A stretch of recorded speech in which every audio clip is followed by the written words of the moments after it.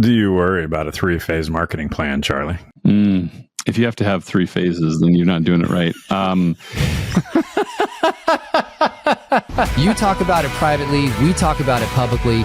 This is the Real Estate Insiders Unfiltered Podcast. Welcome again to the Real Estate Insiders Unfiltered Podcast, where Keith and I are being idiots in the green room. Yes. We are excited about this. Charlie Wills, who's the CEO of the Wills Agency. Keith, give him the rundown because this was one of my favorite podcasts. Yeah, it was great. Wills Agency, he's a solo agent just because people are always curious. Did $22 million in sales, 33 clients in 2024, doing it just by himself, not giant team, just him, solo guy selling houses. He talked about his journey from a 14-year-old college basketball player. You heard that right. 14-year-old college basketball player to getting into real estate. The power of starting small and thinking big and taking action. That's what I just kept getting from over and over. As you hear about his processes and his systems, you'll be like, that sounds too simple. Yeah, it is. It's simple. And he just does it every day, consistently executes. It's awesome. He talks about how to approach your top 100 people in your sphere of influence. He gives us all of the secrets that he uses. Which is where he gets 98% of his business is his top 100 people. Yeah. Mind-blowing. Wow. Great. Yeah. And really, really tactical. I know we always love it when someone will share exactly what they've done to be successful. That's exactly what he spends 45 minutes doing, just telling us exactly how he operates his business. You're going to dig it. Put it in yours, kids. Charlie, welcome to the show. Yes. I have been talking about this episode for a while. Wow. Keith can tell you I've been mentioning that I met somebody who gets a majority of his business from his sphere, and Keith and I are very passionate about that. We're excited to have you here. Just for viewers and listeners to know, Charlie and I met on a stage, and I got to do a fireside chat interview with him, found his story absolutely fascinating. And so we're excited to have you here to begin our new agent series, Keith, which is exciting. That is exciting. We're doing 2 episodes a week now, and that is more also work. exciting. Yay! No, we've done I think a pretty good job at getting industry executives onto the pod, and one of the requests from the audience has been, can you get some salespeople? Let's get some agents on here, and this should be good because James texted me at like midnight the other night, like, you got to watch this video. And I was like, it is midnight. But okay. I did. And it was a video about you and some of the things you've done. So no spoilers. We'll let it evolve through the conversation. But pretty fun and impressive how you've built your business and the passion that you have. So thank you. Give us your background real quick. Let's start do there. speed round of your background. Yeah, let's do that. Speed round. Well, I came to the University of Wisconsin. I'm in Madison, Wisconsin, first of all. Came from Indiana. I got a scholarship at the age of 14 to play basketball here at UW. Graduated. Wait. Stop. Wait, stop. So first I didn't tell Keith that, by the way. There's a bunch of like headlines here. The Indiana kid leaves Indiana to go to Wisconsin to play hoop. First of all, that's a problem for most Indianans. Yes. And then second of all, you were 14? 14. Yeah, I played in 8th grade at 14. I played up with the 16, 18, what they called 16U, AAU. It was the real AAU. Now what's out there is trash. Oh, you're a baller. All right. So at that time, that's who I played. Yeah. So I got to play with those guys at an elite level. It was a bunch of Indiana, Purdue, Michigan guys that were already had scholarships. And I didn't have a scholarship, but I was on that crew. We went to the national rounds that year. And I think 2 more years after that, we went to nationals from Indiana. Just had a great group of dudes. I got a scholarship offer after meeting some of the assistant coaches, Brad Soderberg, coach Sean. Oh gosh, I'm forgetting his name right now. Sorry, I haven't seen him in 10 years. Sean Hood. That's okay. It finally popped in my mind. That was Dick Bennett's era at UW. So those guys, I met them. They offered me a scholarship, and that was my dream. At the age of 6, I told my father that I was going to play in the Big Ten and win a championship. So he better strap in. And I have parents that weren't athletes, so they were like, okay, cool. I was going to ask more about your parents, but like this is only a 30 to 40 minute pod, but that's wild. So, okay, anybody listening, this is going to be the first question they're asking while they're driving. Like, how tall are you? Because they're going to want to know. Yeah. So, this is part of that story. At 12, I grew I'll just from shut up. Let you cook. I grew from 5'4" to 6'7", and then 6'7" to 6'9". And by the time I was in 8th grade, I was 6'9", right? So, yeah. So this is the body growth and everything that was happening. But I was playing baseball. I was running track. I was playing basketball. So I was I would do anything with sports and play all the time with my buddies. And I didn't get to see him that whole summer. So like no one saw me for 3 months. And I came back and everybody was like, what in the hell? Like, I actually have a photo. I'll probably text James this later, but like there's a photo. One of my buddies. We'll put it in the show notes. He put me in the 12-year-old birthday party that he remembered having. They look 6 and I look like a grown man. But like, I was like, oh my gosh, I don't even remember that photo. But when you see it, you guys, my arms are spreading all the way across, gathering all my friends in this photo for this birthday party. That's how big I was at 12.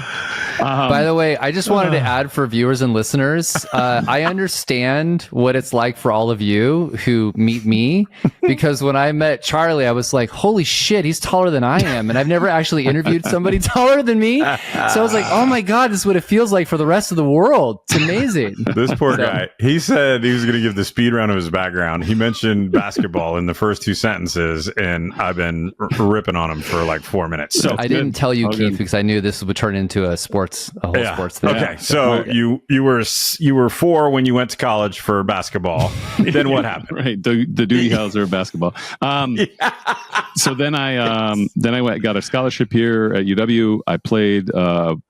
I was not a starter my freshman year, but I did make my way a 6-man rotation. Then I was a starter from there on out. And then we went to the Final Four my sophomore year, won a Big Ten championship my senior year, graduated in business, got picked up by the Spurs. I was in their summer league in Kansas, got let go, got picked up by Milwaukee, was there all summer. I actually made the team.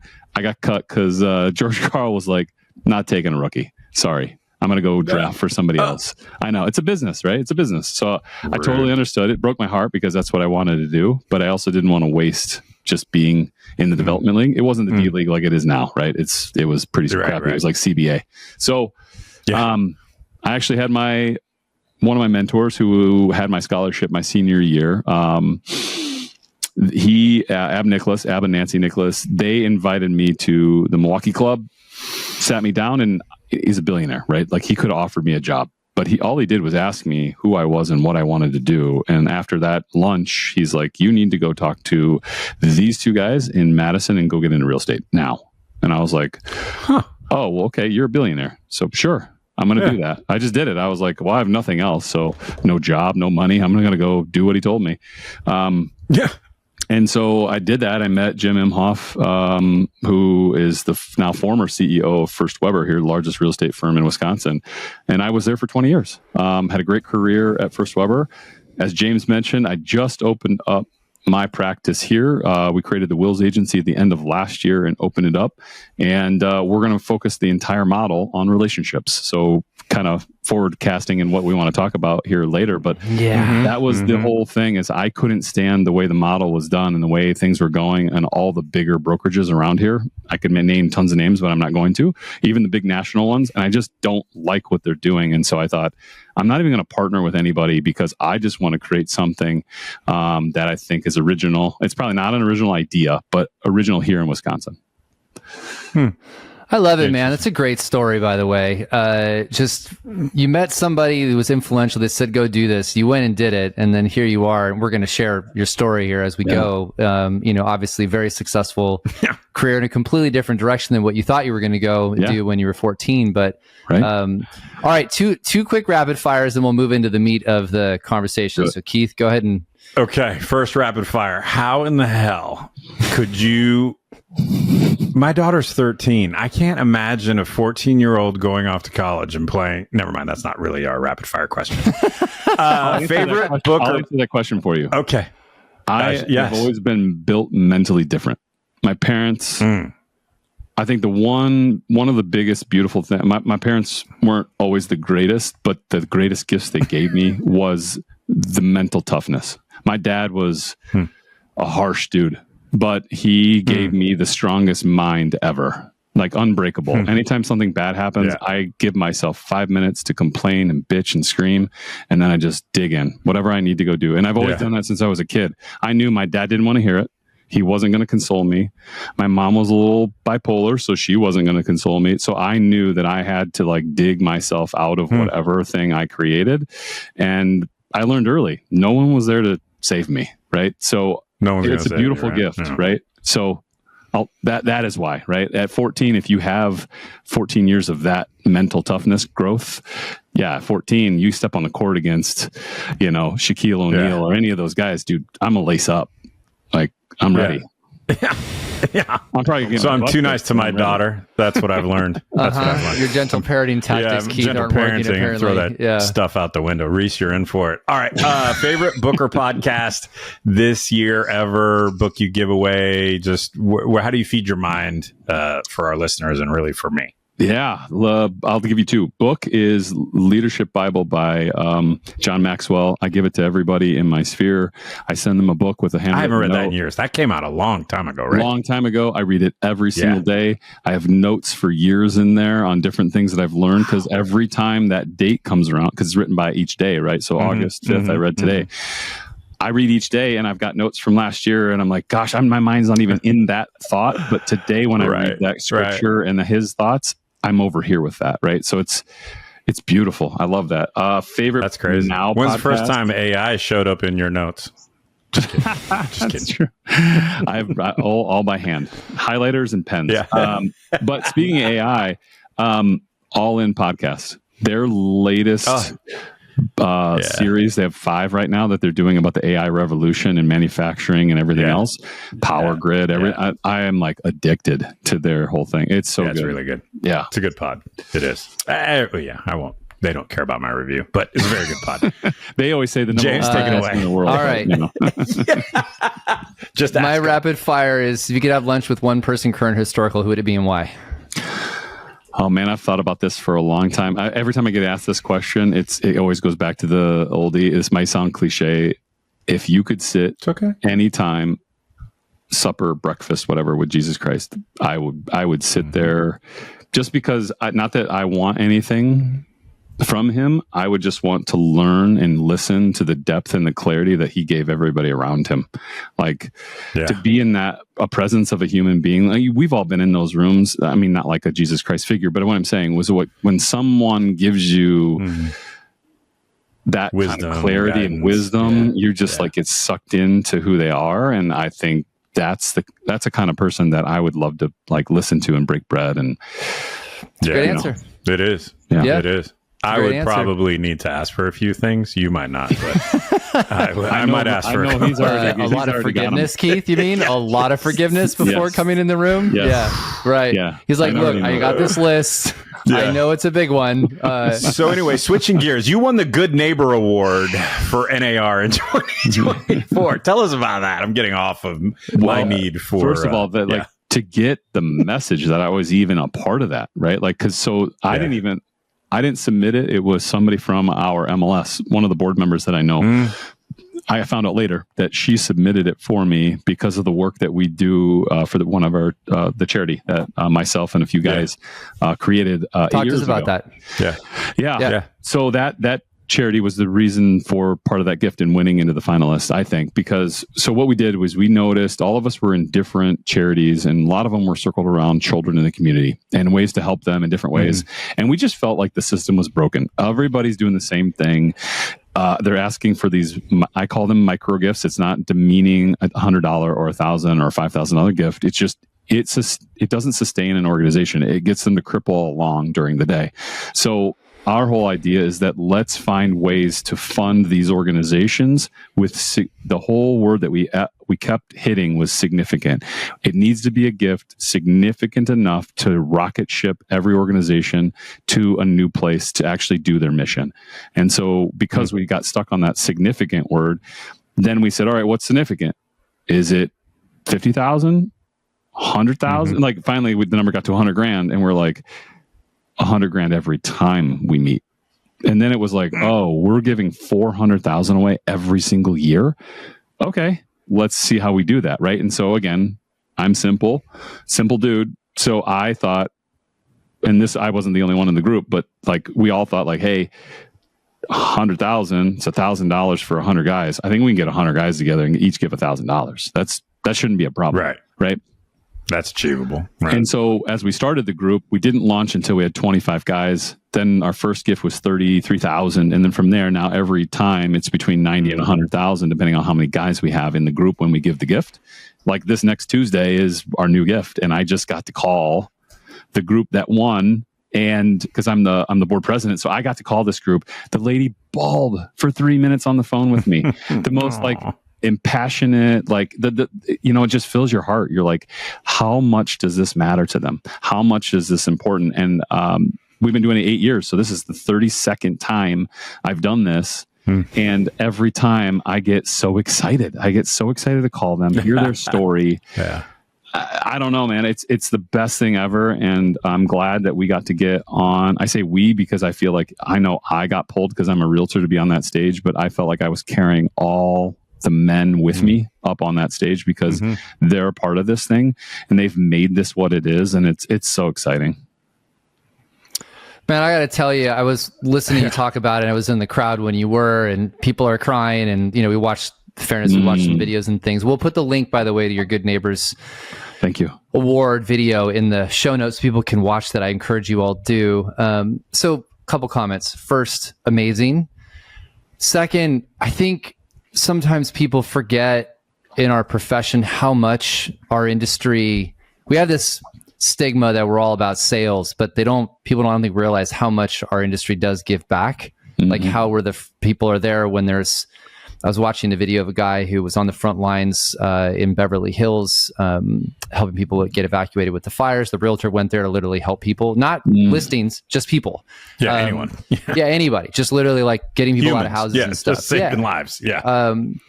And I think what you do, first of all, what you do is amazing. And I know you do it because you're passionate about it and you care about children and you love what you're doing. You love to give back to your community. But I feel like these things don't get highlighted enough sometimes. Like we miss how much more the industry is involved, in the community. I'm going to ask this question, and I try to figure out a way to phrase this so that people who are listening to know me, that I'm trying to find the right way to ask this question, because I'm not demeaning in any way, shape, or form what you do, and I know you, so I understand the depth of this. That's usually what you say before you demean somebody. I know, so go ahead, but I want to ask the question because I think people have this question, that is, have you seen? Has philanthropy impacted your business in a positive way beyond what you do to help people? Like, how has it helped your real estate career as well? It's the question I've been trying to ask the best way possible.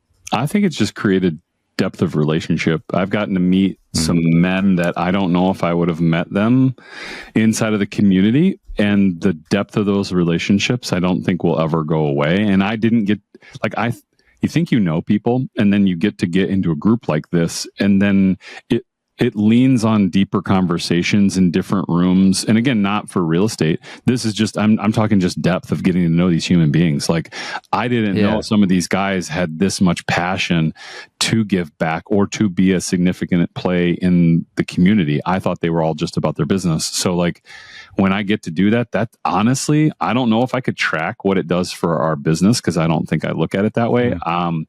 Right. I take it as like, I have a unique position, and because the way I run my business, I do it it's all relationships, is that I actually call each of these guys at least a couple times a year. I just want to hear how they're doing. Like what's new, what's exciting for you in the year, or tell me something new with your family. Because like I've heard now 50% of the guys watch these with their kids. So we have I should back up.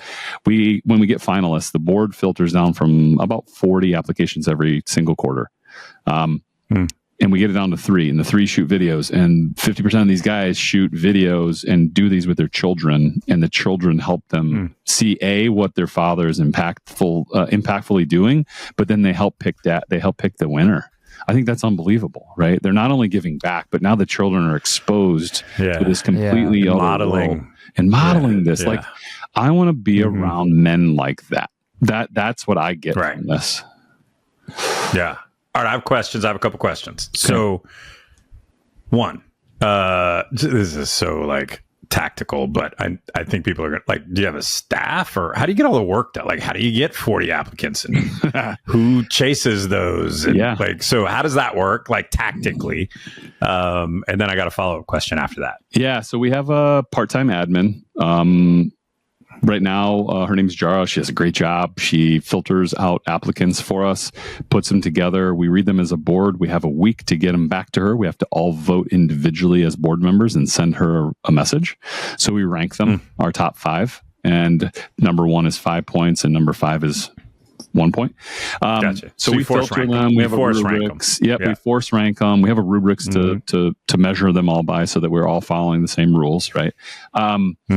And what that's done over time is that all the members know that we're following a specific program, and they trust us to filter these, because it's never not worked out, right? Now we've got an 8-year track record, right? And then also, when you start cutting $90,000 to $100,000 checks, it does not take long for people to want to be a part of your organization. People hear about it, right? Yeah. How can I line up to get some of that? Right. So which they should, right? They need it. They're doing good things. They are. Right. And then what we've done is the second part. Ahead. Sorry, I'll follow it up. The second part is, it's okay. We then went as a board, and we went and started connecting with all these executive directors. We knew all these people. We didn't promise them to win. We just promised them to be a part of it. And so it was just a way to reach out and get the word spread a little bit. Yeah, it's beautiful. All right. Last tactical question. Yeah. One thing I was struck by is look, obviously you're an action oriented person, right? And I think that's a great trait. Like, you made it sound so simple. Well, I get 100 dudes to give $1,000. That's $100,000. And let me go find 100 dudes, right? Like, and then you started.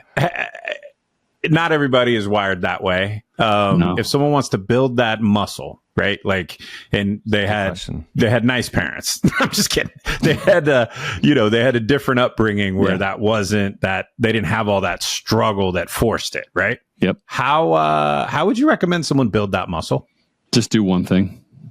Just do one thing. People are so they want this magic formula. They want someone to create a system for them, or a 3-step process. There is no such thing. Do the thing, fail quickly, pick it back up, do the next thing. And here I've got a sign I can't show you here, or maybe I can. I'm not a failure. There it is. Yeah. I'm not a failure. I'm a learner. Right. I like to say that when people are like, oh man, I failed so bad. I'm like, you learned. You learned. Right. Yeah. As long as you don't lie, cheat, or steal, you just learned. Right. So it's a mindset shift for people. And I think, being the kind of kid I grew up, but also a Division I athlete, I think you're just we're wired different. And I tell people I'm weird. It's okay. I'm a little weird, and I'm all right with that. Me too. Right. So like, I'd say that if you're not everybody weird on this show right now is a little weird. Yeah, that's okay. But get weird, right? If you're not weird, get weird. Get weird. Yeah. A little weird, man. You got to be a little all right, weird. My friend. So I love that. I love the muscle you're talking about. Be okay with rejection and get up and try again. I love that mindset. Keep going. Certainly how I've lived most of my life. You said something to me when I interviewed you on stage that just struck a chord, and it's one of the main reasons one of many why we wanted to have you on here. You said to me, 98% of your business comes from your top 100 people in your sphere. Maybe I got that stat slightly off, but the gist of it was the same. So, first of all, just so we're setting this up, your 2024 production, can you give units and volume, or approximate units and volume last year? I did my research before. Thank you. So it was just me. So I won't talk, because it was just me producing, and then we opened our company. So last year, 22 million, 33 clients, average sale price of $626,000. So that's an average, 18,000-ish commission per, right? Yeah. So for the agents that are listening. Work. Yeah. I want to make a point here. This is and then I'll get to the question. So, 98% roughly is your sphere. So, not 40% referral fees going out to portals, or those things that you're I'm not doing. The Schmillos or the other places of the world. Yeah, I'm not buying online leads. from realtor.com or any site really. We don't do that. We don't believe in it. We think that if you have depth of relationship, of the right relationships, which we all have in our life, we just don't know how to identify them. So our team calls it the priority pyramid. So the top 100 people in your life should be in a pyramid. The top 10 is your closest, most influential. So they not only are like a tight relationship to you, but they're also very influential people. Right. So those people you have depth of relationship. Yeah. Go ahead. You referenced a book, I think, but I might have missed it. Oh, it's just our step-by process. We call it the priority pyramid. Step-by. Yep. Gotcha. So that priority pyramid directs your entire relationship model to how you build your business. And so you cannot even go do real estate well unless you know your relationships well. Right. And then we just get real tactical. Again, Division I athlete. What do? You get super tactical.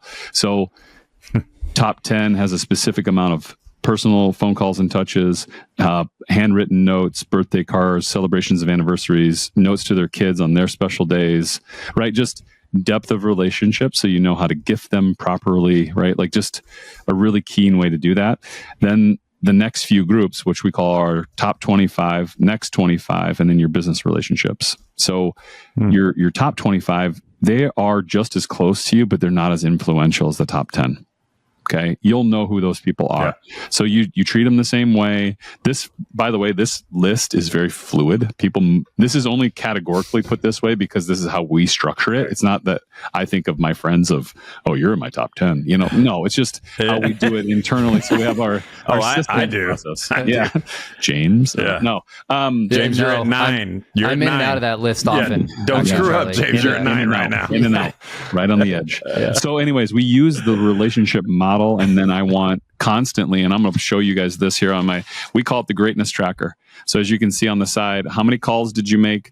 How many break breads? How many face-to-face, which is business meetings, then lead to thank you cards? How many past clients did I call this week? And then how many deals did you get out of that? Right? Did you come up with this approach yourself? No. I took this from my years of working, doing training at the core, and now I'm with B coaching training. Core training. Yeah, yeah. And so I learned it from there, and we've just modified it over time. And it's just everything you should be focused on, right? The top key things you should do daily. And if you don't do these, don't leave for the day. Do these first, then go home. Right. If you're done, you did your work, go home. Yeah. Yeah, I remember. Can I unpack that real quick again? I want to hear one more time just to reemphasize it. Yeah. So your top 10 people, you give me the touch points again, exactly what you're doing with those top 10 people and the frequency, and just go down that list one more time for us. Top 10, you call, text, video, connect in some way every single day of the week. Because if they're your tightest relationship, there's no way you're not talking to them at least 5 times a week, right? Right? And people are like, I don't talk to them. And what's some of the content you're doing with them? Give us some of the, what conversations are you having? Just to say hi, like even just, how are you? Yeah. Like, what's happening? So here, how's your week? Model. So let's say you're in my top 10, James. I'd be like, James, hey, how's your Monday kicking off? Oh, it's a Monday. Someone's got a case of them. Yeah. Right. So what's the most exciting thing you're going to do this week? Probably podcast with Keith. Not podcasting with Keith. I don't know. My daughter's first day of school was today, so I'm excited to take Where her. Did she start at? Yeah. What grade? She's in pre-K. Okay. So, yeah. Even better. How was that? How was the handoff? She's a repeat. She's a repeater. She's a repeat. She was in pre-K last year too. Overachiever as a child. So yeah, and then we're gonna take her to dinner. So I'm excited. Celebrate the first day. There you go. Exciting. Yeah. Do you have any, like outside of school starting, are you guys going on any trips here before the fall time, or are you going to stay local? We are. Where are you going to go? Charlie, when do you get to the, oh, by the way, I build my business by referral? Like, when is that? You never have to because... I'm just kidding. Yeah, exactly. Yes. I don't care because... Not that I don't care about my business. I don't care to say that because they know what I do. I want to just intentionally talk to you anyways. So this just makes it structured in here that I want to live life that way. So, and what happens is they call me when they need me. When you're talking to 500 people, maybe I have to remind you what I do, right? But when you're talking to 100 people, especially if you're talking to them 250 times a year. 250 times a year. Like, people's heads are exploding right now as they're driving down the car. You are causing accidents because I don't think too many people could wrap their mind around. If I said, hey, I got great news, everyone, I'm running an office. I'm going to roll out our 250 touch point plan, and it's all calls. You're going to love it. Everyone would leave my firm. Right? So how do you push through that? Like, there's call reluctance, call avoidance, whatever you want to call it. How do you push through that? I tell them, meet them where the person is. If you call them and they don't answer and they text you, text back. If you notice reluctancy in the call, shoot them a video. Tell them how much you care about them. I think sometimes we forget that it's easy to think about something you really enjoy about them. So maybe that day you're not calling to like ask questions. It's, man, James, you impress me on the way that you love on your family when you come home and you do this. I just wanted to share that with you today. And that's what you send off, right? So that does what for you? You feel good. You're like, you get that message from me or whoever it is. You're like, God, I love that Charlie sent that to me. And how many people is James going to send that to if I sent that, right, for the day? He's probably going to tell his wife for sure, but he might tell other people. So I think, and again, I'm not doing that to manipulate somebody. I'm doing that because I genuinely think about that person that way. And I think we should all lean in and love on the people we love better. Like, do it better. Yeah. I love it. I got one more tactical question and then I'll let you go, Jim. Sorry. So what do you do on the day where you really don't want to? Or on the day where you're like, yo, like, it's the first day of school. Like, I don't have time for them. Do you just have you ever sent out a blast email to the top 100? No. Like, I love how all of you parent. No. So what do you do on those days? Like 100 phone calls a day, right? Like you were saying. No, it's not making 100 phone calls a day. A week. It was a week. 100. Yeah. Okay. So how often do you touch the 100 people? You touch them once a week. So they get 50 touches a year? The top 10 is every day, right? So 5 days a week. Got you. Right. So that's 50 calls. Yep. Top 25 is one time a week. Next 25 is one time a week. In business, one time a month. Right. So you're getting through that list as not as frequent as you think. Right. Maybe this is a question. How long does it take you to make your calls or your texts or your little love touches? Depends on the depth of the calls, but typically on my top 10s are a little longer, up to 2 hours in that day. And then most of them are about an hour's worth. Right. Okay. Yeah, somewhere in there. Hour to 2 hours of, I won't even call it prospecting because I don't feel like that's what you're doing. An hour or 2 hours of relationship building a day. Yeah, and I block it like it's appointment. So like my assistant knows it cannot be deleted, but it can be moved up and down. So if somebody needs to meet me at 10 a.m. to do a showing or go help them with a listing or an agent's got a problem, let's move the calls down a little bit and let's handle the problem and then I'll make my calls. Yep. And you are consistent, just this is your plan, this is your program, this is what you do. Just like you mentioned, Division I athlete, like this is just repetition. And you've built depth of relationship. By the way, Charlie, just to add a comment, because we've mentioned this in another podcast, Keith and I have done 150 some episodes of this podcast now. Sure. We ask the same question at the end of every show, and we'll ask you the same, but it's almost always the same answer on if you were to implement something in your business, what should you do? And they come up with hit your sphere. Yeah. It's not AI, it's not tech, it's not CRM, it's not this, not that. It's like literally just hit your sphere. And for the first time, I've actually meeting somebody who hits their sphere. Hits their sphere. Like that's literally your business is to create depth of relationship. Yeah. I want to ask you this question. Sorry, Keith, I'm on a tangent here. Yeah, rock. So how much, you don't have to say this out loud, but give me at least an idea. What is your budget for that? Right, because I know you're doing stuff too, not just phone calls, but you got to be like sending stuff out to people and things as well, right? You're not really. Again, it's the gifting per year. So the gifting is probably the biggest expense. We do gifting and events. So again, it's all relational model. So it's your birthday, James, and I, as a company, we have a rule. It's up to $25, right? You have $25. Go find something. My wife, I love that she's here, part of our team, because she comes up with these great ideas. I say, hey, for the month of August, here are the 10 birthdays that we've got to celebrate, and I want to write these cards. And then she'll run through the list. what do they like? What do they do? You know, what are their special things? And we'll run through them, and then she'll find these ideas and we package them, or she drops them off at their house. Right. So it's like, it's just another way to say, man, I'm really thinking about you. Because again, I think about this. Some people probably don't even get calls from their family, right, on their birthday. Right. Think about that. Right. So it hits me when I get something in the mail and then I open it and I'm like, that euphoria. I feel the same way. Like a buddy of mine, I'm just going to flash this up, right? Just so you can't see it, because I don't want him to be on blast of where he works. Right. But like, he sent me a note and it was like, he's a good friend. He and his wife sent me this note. Thank you so much. I'm just going to read it out loud. Thank you so much for getting my house sold in such a short period of time. You make it too easy, and you helped us do things you weren't supposed to. It was super tough on that part, but you did it well. Thanks. Right. And like, I don't get these all the time, right? I'm not saying them out loud that I get like 5 a week, but I got this. He's a VIP, right? He's in my pyramid, but he's also somebody that we took care of. And then I got that note, right? And I don't think you get those notes without depth. And so I think that's the biggest part of this is that we spend, if we say, hey, we're going to, like most companies spend 25 or 30,000, how do we spend that 20 grand in events? How do we spend it in gifting, in cards, in posters? What kind of events you doing? Like movies nights, Easter Bunny, or some different kinds of stuff? Yeah, we have a lot of different stuff. We do different things. So we do back to school, or end of school was just happening in June, right? It's crazy to think that we're going back to school. But end of school, we did Kona ice truck at our house. So it was past clients, VIPs, and neighborhood. There were 800 kids that went through and got Kona ice. I didn't think I was going to spend $800 at Kona ice that day. No, I think it was $1,200 actually. Yeah.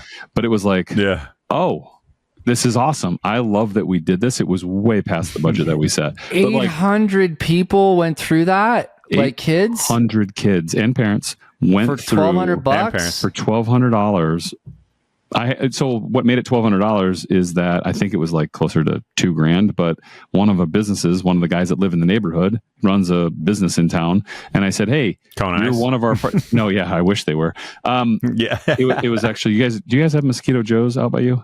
They do mosquito sprays of your neighborhood. Well, you don't have mosquitoes like we do. We have like birds for mosquitoes.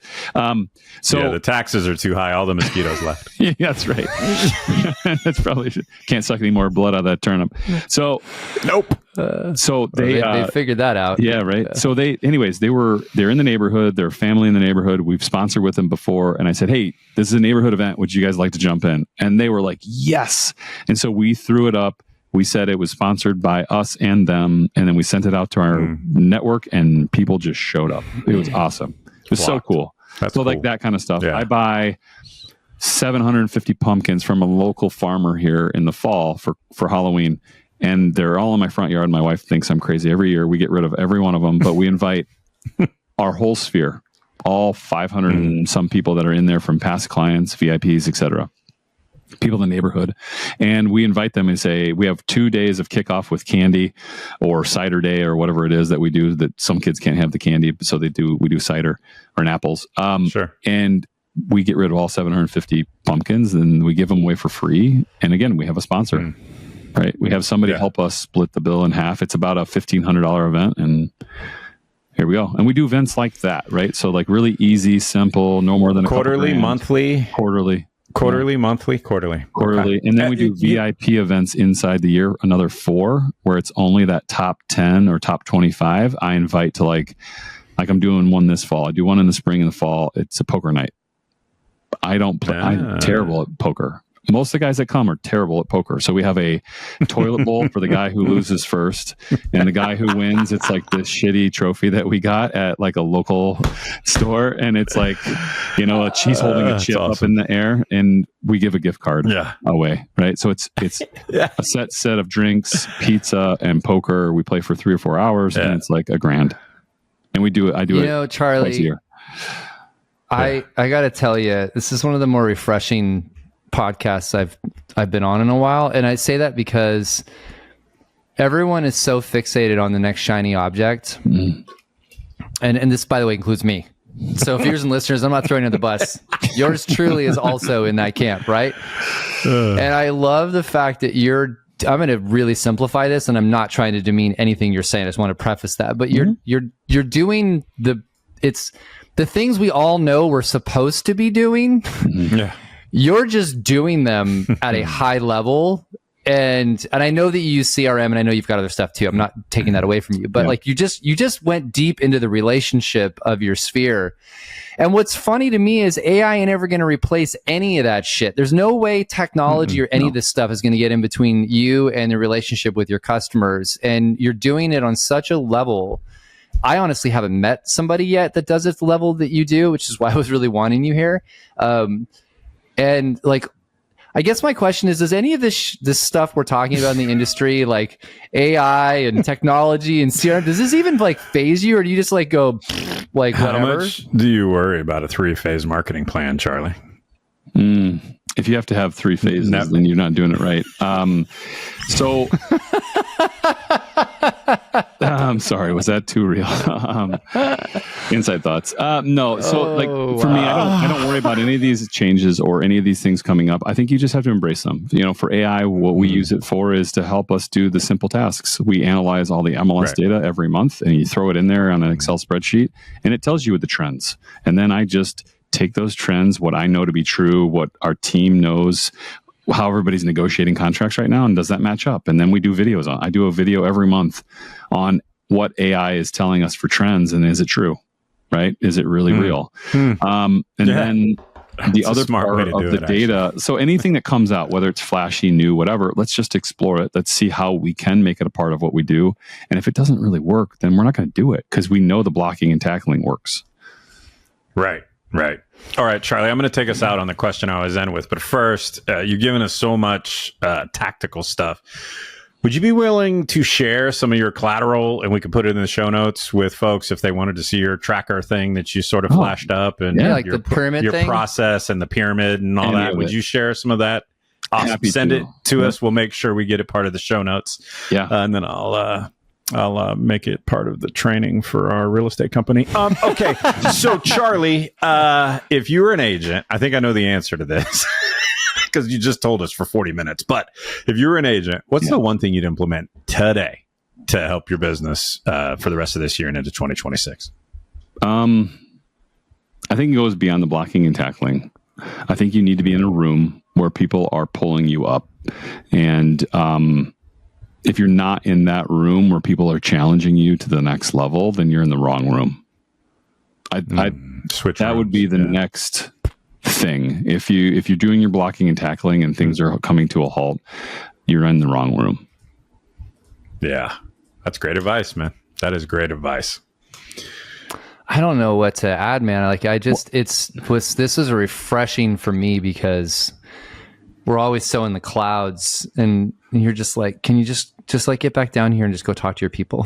Yeah, I mean, at the end of the day, it's a human business, right? Like that's what it is. It's all built on trust, right? Yeah. Mm-hmm. Congratulations, I should tell you, for 2 reasons. Number one is the Good Neighbor Award, and I love what you're doing with the foundation and stuff, and just giving back the way you do. Number 2 is being a breath of fresh air in our industry of just getting down to doing, as our friend Jim Fischetti always says, work works. Yeah.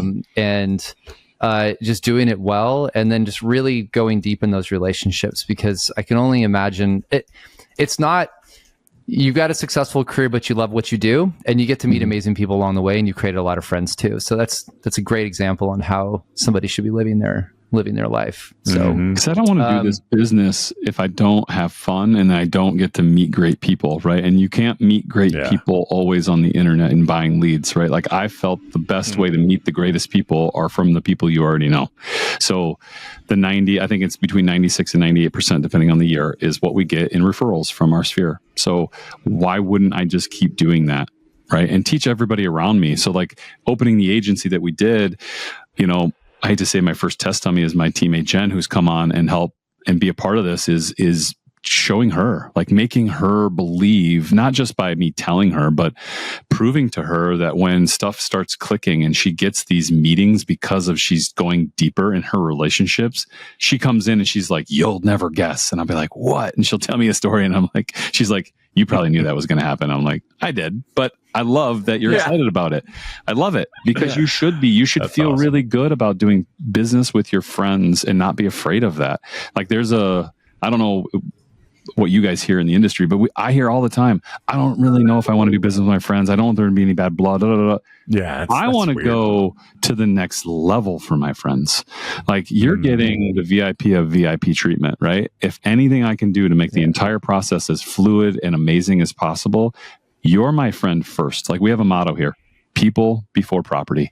So if you're making any choices, the person's first, not the property. So if you got to give up $500 in commission to make something right, make something right. You know why this is unscientific, but my belief is that the agents who say that subconsciously know that their business practices aren't at a level where they could dazzle and amaze a vast majority of the time. Yeah. And so consequentially, they don't want to ruin Thanksgiving, right? Or they don't want to piss off their friend that they're going to see at the pool party.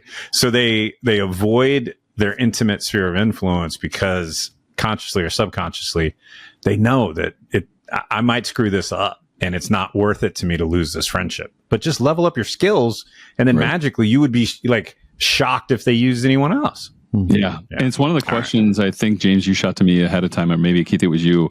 There was the one about like the strategies, like the talking to other agents. And this isn't just agents. This is clients. This is everybody. But I think if you can level up, talk about a book you could use. Never Split the Difference. Chris Voss. It's a good one. It's the greatest book ever in negotiations. And everybody's like, what do you mean negotiations? I'm like, if you read it, it's literally telling you how to talk to people to pull them down off of a level, right? So like, you know, we've had those agents, they get upset about something, they start yelling, and you use your radio DJ voice. So you get calm and you're like this, and you just say, you go slower. Yeah. I don't have that. Keith does. So it takes me a minute. Sometimes I have to not call that person back immediately, right? Because you're just like, wow, why'd you light me up? And I get over it's not about me, it's about them, right? Everybody's really worried about themselves. So I typically start off with his techniques. Mirror. If someone's mad or yelling or elevated at you and they're coming at you, use the mirror technique first. So if Keith, you're upset and you start yelling and you say, but you screwed this up. And I'd be like, I screwed this up? Yeah, you know. I thought you just yelled at him too. Right? And so it just goes a little further. And then every time I repeat the mirror of, I did that with curiosity, like it purges some of the energy. It purges the energy, it brings them down, but then they actually explain themselves, right? They go deeper into their explanation. And then when they do that, man, it sounds like you're pretty upset about that. How can I help you? And then they're like, well, how did this happen? Oh, well, I don't know, but here's my idea, right? And then you get to explain it and they're like, oh, well, you didn't do that. So that must have come from over here. Oh, I'm sorry, I got mad at you. And you're like, yeah, it's okay. No big deal. You just had to learn more about what was going on. And you shoot them all the way down. And the guys bring it down. So you don't say, would you like to meet me in a parking lot and work this out? That's what Keith does, Charlie. And I keep telling him that's one way to diffuse it, but it's usually... Probably not when they're 6'9". I was going to say Charlie's a big boy. Yes. Charlie, genuinely, awesome. This was great to have you on the show. I really appreciate you sharing what you're doing. It's inspirational. Keep it up. And as I told you, share more, get out there more to bring, some of the amazing things that agents are doing across the U.S. to limelight, so the press can actually get some of the stories correct. I wish they would. I know. I wish they would. But thank you for having me. It's been great. Actually, you did inspire me to get on a bunch. I've been going through. My wife is actually helping me getting on a bunch of different real estate and business podcasts, and we're going to just start talking. Nice. Yeah. Good. Hey, good. Love it. I love it. Awesome. I love it. All right, my friend. Well, we'll look forward to having you back in the future. Appreciate you again. Thanks, Charlie. See you guys. We haven't been canceled yet. Hit that subscribe button now because misery loves company.